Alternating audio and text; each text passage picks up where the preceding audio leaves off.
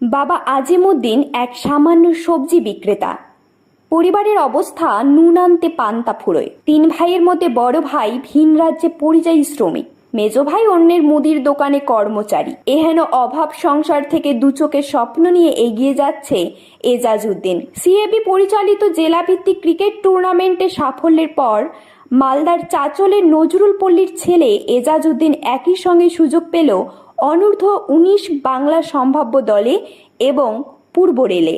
অভাব সংসার, যেখানে অভাব নিত্য সঙ্গী, সেই পরিবার থেকে এজাজউদ্দিনের বাংলা অনূর্ধ্ব ক্রিকেট দলে সুযোগ পাওয়াটা নজর কাড়ল সকলে। ছোটবেলা থেকেই ক্রিকেট পাগল ছেলেটা বাবার হাত ধরে ভর্তি হয় চাঁচল ক্রিকেট একাডেমিতে। সেখানে শুরু থেকেই প্রশিক্ষক রাজেশ দাসের নজরে পড়ে যায় ছোট্ট এজাজ।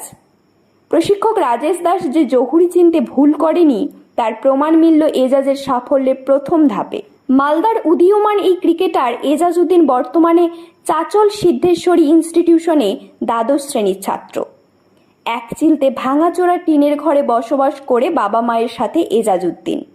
সেই ঘরে ছোট্ট থেকে মহেন্দ্র সিং ধোনির খেলা দেখে বড় হয়েছে সে। তবে ধোনি নিজের আদর্শ হলেও সে নিজে একজন অলরাউন্ডার, ব্যাট এবং বলে সমান পারদর্শী।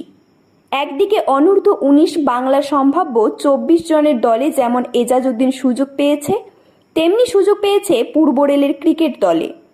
আগামীতে সিএবি পরিচালিত প্রথম ডিভিশনের বিভিন্ন টুর্নামেন্টে সে পূর্ব রেলের হয়ে মাঠে নামবে।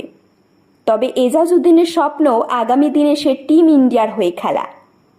এর জন্য এজাজউদ্দিন প্রতিনিয়ত কঠোর অনুশীলন করে যাচ্ছে। স্বপ্ন পূরণের প্রথম ধাপে এমন সুযোগ পেয়ে খুশি এজাজউদ্দিন ও তার পরিবার। মালদা জেলা থেকে এই প্রথম পূর্ব রেলে খেলার সুযোগ পেয়ে খুশি গোটা মালদাবাসী ও কোচ রাজেশ দাস। ক্রিকেটের মতো ব্যয়বহুল খেলায় পরিবারের আর্থিক প্রতিবন্ধকতাকে উপেক্ষা করে এজাজউদ্দিন আগামী দিনে সাফল্যের চূড়ায় পৌঁছে যাক, টিম ইন্ডিয়ার হয়ে খেলুক, এই কামনাই করে সকল শুভাকাঙ্ক্ষী। এরকম অনুপ্রেরণামূলক ও তথ্যমূলক ভিডিও পেতে আপনারা আমাদের দ্য বংস প্রেস পেজটিকে ফলো করে রাখতেই পারেন।